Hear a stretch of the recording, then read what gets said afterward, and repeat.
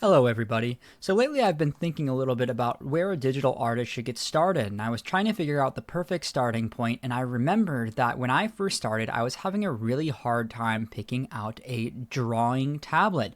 So today that's what we're going to be talking about, the thing you're going to be using to do all of your artwork with if you want to make digital art, and I'm using one right now to make this video here. We'll get into it in just a moment. First, I just want to let you guys know that I really appreciate all the support that you guys have given me on the previous video. I'm so glad to see it's been helpful, and if you guys have suggestions for future videos, please leave them in the comments. And remember, if you're enjoying what I'm making here and finding it interesting, please do leave a like as well. And subscribe, that helps too. Anyway, so drawing tablets. Well, there's all sorts of different types of drawing tablets. There's different price points as well, and different brands, and all sorts of different things. And we're going to really get into those details today. What makes this really different from the guides that are already out there is that most guides focus too much, I think, on the brands and too much on the specifications of specific drawing tablets and not enough on drawing tablet types. So here are your options here, the main ones at least. You've got the Cintiqs, which are the computer screened drawing tablets. Then you've got screenless drawing tablets, which you can also use with PCs, or must use with PCs, I should say, or Macs. You've got iPad Pros and the other iPad lines and the other standalones. We'll get into those too. They've got their own uses and they're great as well. And of course, I'll give you a bonus option. And now, which one of these you're going to use really depends on your uses for it, so you're going to want to stick around for the whole video. First, let's get into the Cintiqs, aka the screen tablets that plug into your PCs. The Cintiqs just being the most famous and best of them all. Cintiq being made by Wacom, of course, the most famous drawing tablet brand there is. I'm actually using one of these right now, and it looks a little bit like what I'm drawing on screen here. This one that I'm using has a very big screen, and generally they tend to have big screens if you're going to be using one of these, because that's one of the major benefits, as we'll talk about in a minute, of using one of these. And yeah, I personally love it. I know a lot of professionals love this, and I know it's basically the standard for people working in major studios because it has natural texture, which is great, and it gives you very good control. The feeling and natural texture of it gives you great control, kind of like an actual pencil on paper. Next up is that they're very accurate color-wise and value-wise as well. So that means that the darkness and lightness, and also the sort of color yourself, like what you're seeing on screen, will look similar on other screens as well, and got a big sort of broad range of colors accessible to you. And you can use it with your PC, or must use it with your PC is a better way to put it, which means you have access to all the PC programs, like all the pro programs that you need to be a professional, access to full PC power, and that you can use it as a normal monitor. In other words, you can keep upgrading your PC, and you don't need to upgrade the device itself over time, keep it for many, many years. They're huge generally, and that means they're more precise, and they're good for bigger drawings too. So that's very good, high resolution and so on. The cons, though, is that they are very expensive generally, unless you're going with an off-brand, which I don't necessarily recommend to do, because a lot of the time they've got issues and you have to do a lot of calibration and deal with a bunch of nonsense. You don't have to do that with Cintiqs. You basically just plug and play. They're too big for some people, for some models. You can get smaller models too, but you lose a lot of the benefits when you do that. Kind of the point of these is to have a big one that you can really see things with, and you need a PC or Mac to use it. So if you don't have one of those, it's going to be even more expensive for you and even more of a problem if you want to try to get into it. So we're done with the Cintiqs. Let's go on to the screenless models now. So number 2, screenless tablets like Intuos, for example, which is also made by Wacom and is probably the best screenless tablet out there. Although I know there are a lot. So they look something like this. You have your computer screen, and then you've got your tablet down below plugged into it.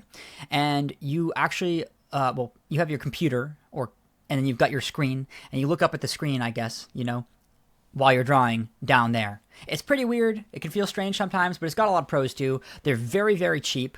They can be used with any PC, kind of like the other one I mentioned before, which means you can use really high-level PCs. But because they're so easy to transport, they're great because you can use them with laptops too when you're going around. They're very durable, and they can take advantage of any screen, as I mentioned before. So that means you can use really high quality screens as well.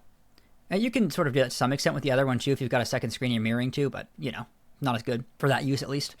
So no screen is the biggest con, of course. It feels very strange at first, and you've got to use a PC or Mac, again, like the last one. So pretty dependent on having a good PC in some cases to use programs with. And of course, some people just never fully adjust to that screenless aspect. So that's rough, but I kind of like them. They're fun. I don't personally use them, but I know a lot of pros that do. Okay, so iPad Pro and other standalone devices, these have their benefits and they have their downsides. I personally love the iPad Pro. It's my main device. It has been for a long time, but it's not good for certain things. And we'll get into what those are in just a moment. But I kind of think of this sort of like, the main sword, so to speak, of the warrior.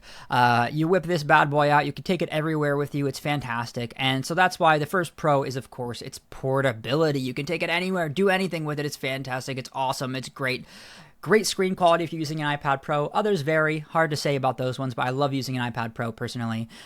They're multi-use, which means you can use them for whatever you want. Music, whatever. Basically use it the same way you would any other tablet. So that's great. And by the way, you don't have to use an iPad Pro. You can use iPad Air, other things as well, but iPad Pro just happens to be better.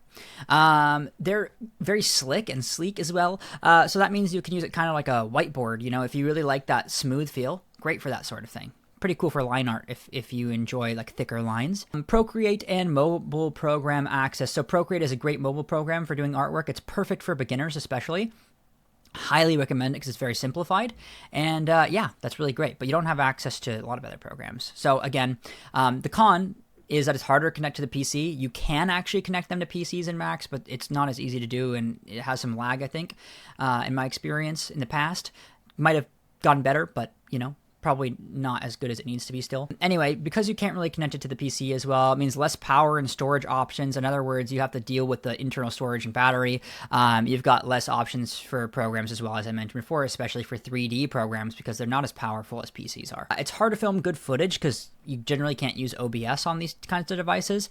They also tend to be quite expensive since everything needs to be built in, kind of like a built-in PC. And then on top of that, they have small screens, so hard to do detail. Okay, next up. Last one is the combination. This is the bonus here. So you can actually combine a bunch of these, especially if you got cheaper ones that you put together.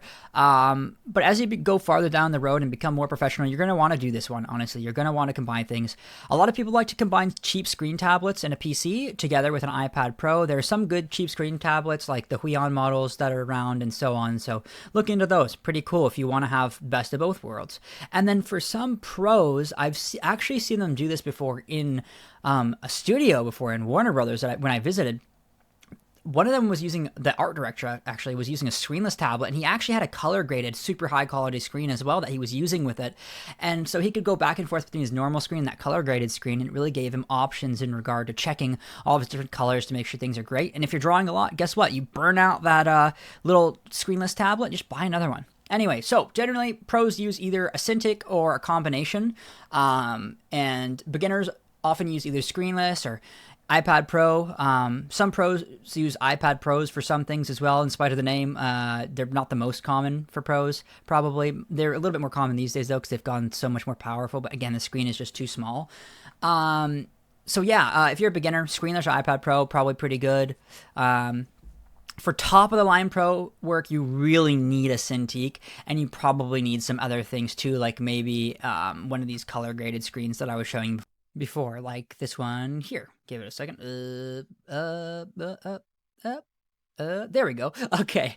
Hey, even we have some trouble fiddling around sometimes, even experienced people, It is what it is. I'm pretty new to Krita still, honestly. I was using Photoshop for a long time. But anyway, yeah, you can use either one of these in combination with a color-graded screen, the Cintiq or the screenless. You can't really use an iPad Pro for most top-of-the-line pro work, but it is great for most work. So, if you're just doing like a little comic or something like that for personal use or for your Instagram or whatever else, it's great. At the end of the day, you can pretty much use what you like best unless you have very specific things that you need for your work. So I recommend just really trying things out. If you're not using an iPad or a Wacom device, though, like a Cintiq or an Intuos, I really strongly recommend doing research on the device that you get, because I have this XP Pen device that I bought a long time ago, and I really don't like it that much. I think it stunted my growth as an artist using that for a while. So I don't recommend buying off-brand if you haven't tested it in person first. Anyway, if you enjoyed today's video, if it's been helpful at all, or you learned anything, please like the video. Please subscribe as well to see future videos. I've got a lot more beginner videos like this coming up soon. And leave a comment. I will check them. I will look at them. Thank you so much, everybody. It's been a pleasure. And if you have any other things you want to know, again, just leave them in the comments. I appreciate you guys. I'm a Squiddy. Thank you, and goodbye. Like, comment, subscribe.